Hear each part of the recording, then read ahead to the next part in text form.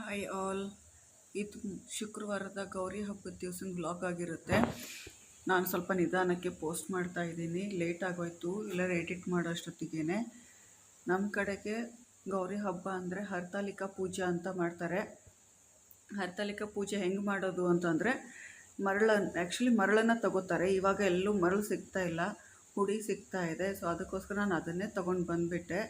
ಅದನ್ನು ನೀರು ಹಾಕ್ಕೊಂಡು ಕಲಿಸ್ಕೊಂಡು ಒಂದು ಶಿವ ಮತ್ತು ಒಂದು ಪಾರ್ವತಿ ಅಂತ ಮಾಡಬೇಕು. ಅದನ್ನು ಮಾಡಿಬಿಟ್ಟು ಪೂಜೆಗೆ ರೆಡಿ ಮಾಡ್ಕೋಬೇಕಿತ್ತು.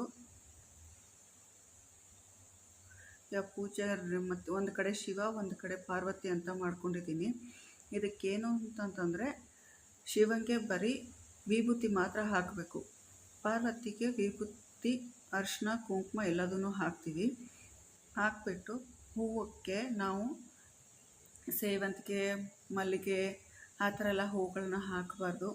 ಯಾವುದು ಸುಮ್ಮನೆ ಈ ಥರ ಕಾಡಲ್ಲಿ ಬೆಳೆಯೋ ಥರ ಹೂಗಳನ್ನ ತೊಗೊಂಬಂದ್ಬಿಟ್ಟು ಹಾಕಬೇಕು. ಅದೇ ಪೂಜೆ ತಯಾರಿ ಎಲ್ಲ ಮಾಡ್ಕೊತಾ ಇದ್ದೆ. ನೋಡಿ ಅರಿಶಿನ ಕುಂಕುಮ ಎಲ್ಲ ಹಾಕ್ಕೊಂಡು ಎಲ್ಲ ತೊಗೊಂಡು ಬಂದಿದ್ದೆ. ನಾನು ಬೆಳಗ್ಗೆನೇ ಎದ್ದು ಎಲ್ಲ ರೆಡಿ ಮಾಡ್ಕೊಂಡಿದ್ದೆ. ರೆಡಿ ಮಾಡಿಕೊಂಡು ಬೆಳಗ್ಗೆನೇ ಎದ್ದು ಹೂವು ಎಲ್ಲ ತೊಗೊಂಡು ಬಂದೆ. ಬೆಳಗ್ಗೆ 4-5 ಗಂಟೆಗೆಲ್ಲ ಎದ್ದು ಹೋಗಿ ತೊಗೊಂಡು ಬಂದೆ. ರೋಡಲ್ಲಿ ಒಂದಷ್ಟು ಸಿಕ್ತು, ಒಂದಷ್ಟು ಸಿಗಲಿಲ್ಲ. ಎಷ್ಟು ಸಿಕ್ತು ಅದನ್ನೇ ತೊಗೊಂಬಂದ್ಬಿಟ್ಟು ಎಲ್ಲ ನೀರಲ್ಲಿ ಚೆನ್ನಾಗಿ ಹಾಕ್ಕೊಂಡು ತೊಳ್ಕೊಂಡು ಪೂಜೆಗೆಲ್ಲ ರೆಡಿ ಮಾಡಿಕೊಂಡೆ. ಇವಾಗ ಏನೋ ವಿಶೇಷ ಅಂತಂದರೆ ಗೌರಿ ಗಣೇಶನ ಹೊಲಿಸ್ಕೊಳ್ಳೋಕ್ಕೋಸ್ಕರ ಶಿವಂಗೆ ಪೂಜೆ ಮಾಡ್ತಾರಂತೆ. ಅದಕ್ಕೋಸ್ಕರ ಈ ಪೂಜೆನ ಮಾಡೋದು. ಇಡೀ ದಿನ ಉಪವಾಸ ಇರಬೇಕು.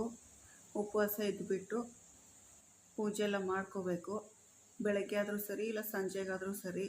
ಕೆಲವರು ಬೆಳಗ್ಗೆನೇ ಮಾಡ್ತಾರೆ, ಕೆಲವರು ಸಂಜೆಗೆ ಮಾಡ್ತಾರೆ.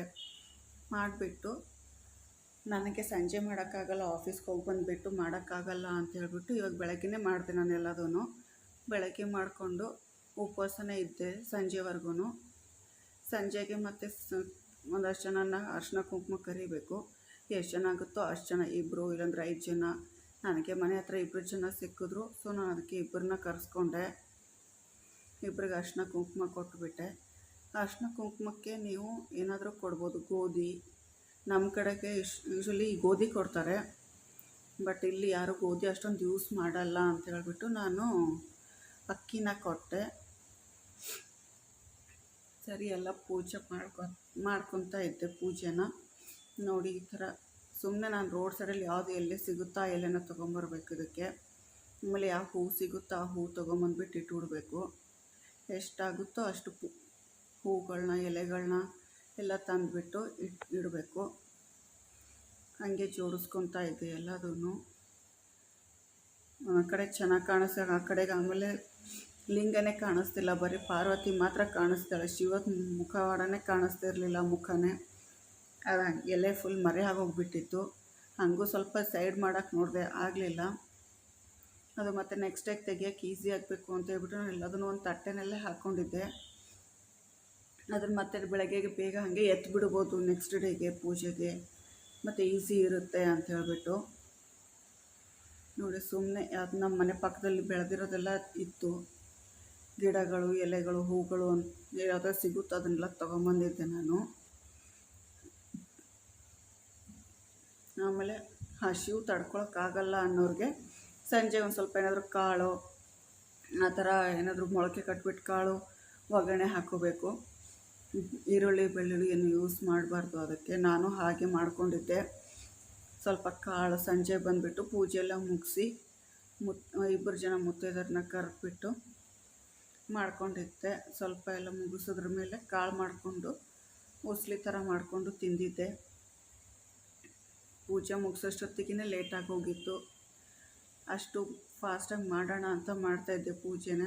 ಬಟ್ ಎಲ್ಲೂ ಹೂವುಗಳು ಕರೆಕ್ಟಾಗಿ ಕೂತ್ಕೋತಾನೆ ಇರಲಿಲ್ಲ, ಜಾರಿ ಜಾರಿ ಬೀಳ್ತಾಯಿತ್ತು. ಸದ್ಯ ಎಷ್ಟಾಗುತ್ತೋ ಅಷ್ಟು ಮಾಡೋಣ ಅಂತ ಹೇಳ್ಬಿಟ್ಟು ಮಾಡಿದ್ದೆ. ನಾನು ಹೇಳ್ದೆ ಅಲ್ವಾ, ಅಕ್ಕಿನೂ ಆಮೇಲೆ ಬೆಲ್ಲ, ಕೊಬ್ಬರಿನೂ ಇಟ್ಟುಬಿಟ್ಟು ಕೊಟ್ಟಿದ್ದೆ ಅಂತೇಳ್ಬಿಟ್ಟು. ನಾನು ಅದರಲ್ಲಿ ಒಂದು ಸಲ ಕಾಯಿನ್ ಹಾಕಿ ಇನ್ನೊಂದು ಸಲಕ್ಕೆ ಕೊಬ್ಬರಿನ ಹಾಕಿಬಿಟ್ಟು ಕೊಡ್ತಾಯಿದ್ದೆ. ಅದು ಕವರಲ್ಲಿ ಹಾಕಿ ಕಟ್ಟಿಟ್ಬಿಟ್ಟೆ. ಆಮೇಲೆ ಮತ್ತೆ ಸಂಜೆ ಆಫೀಸಿಂದ ಬಂದ ಮೇಲೆ ದೇವ್ರ ಮುಂದೆ ದೀಪ ಎಲ್ಲ ಅಂಟಿಸ್ಬಿಟ್ಟು ಪೂಜೆ ಮಾಡಿ ಅರಿಶಿನ ಕುಂಕುಮ ಕೊಡ್ತಾರಲ್ವ, ಬಾಳೆಹಣ್ಣು, ಎಲೆ, ಅಡಿಕೆ ಎಲ್ಲ ಇಟ್ಬಿಟ್ಟು ಮಾಮೂಲಿಯಾಗಿ ಆ ಥರನೇ ಇಟ್ಟು ಒಂದಿಬ್ಬರಕ್ಕೆ ಕೊಟ್ಟಿದ್ದೆ. ಇವತ್ತು ಸಲ ಒಂಥರ ಏನೋ ಪೂಜೆ ಇಷ್ಟ ಆಯಿತು, ಸಮಾಧಾನ ಆಯಿತು ಪೂಜೆ ಮಾಡಿದ್ದಕ್ಕೆ. ತುಂಬ ದಿವಸದ ಮೇಲೆ ನನಗೆ ಈ ಥರ ಮುತ್ತೈದೆಯರನ್ನ ಸಿಕ್ಕಿ. ಮೊದಲಾದರೆ ನನ್ನ ಜೊತೆ ಅಕ್ಕ ಇರ್ತಿದ್ಲು, ಅಕ್ಕಂಗೆ ಕೊಟ್ಟು ಬಿಡ್ತಾಯಿದ್ದೆ. ಆದರೆ ಇವಾಗ ಅಕ್ಕನೂ ಬೇರೆ ಮನೆಗೆ ಮಾಡಿಕೊಂಡು ಹೋಗ್ಬಿಟ್ರಲ್ವ, ಬೇರೆ ಕಡೆ ಮನೆ ಕಟ್ಟಿಸ್ಕೊಂಡು ಹೋಗ್ಬಿಟ್ಟಿದ್ದಾರೆ. ಸೊ ನನಗೆ ಯಾರೂ ಸಿಗ್ತಾ ಇರಲಿಲ್ಲ ಮಾಡೋಕ್ಕೆ ಕೊಡೋಕ್ಕೆ. ಅದಕ್ಕೆ ನಾನೇನು ಮಾಡಿದೆ, ಈ ಥರನ ಮಾಡಿ ಬಿಟ್ಬಿಟ್ಟೆ. Okay, see you guys for the next video. Bye, take care.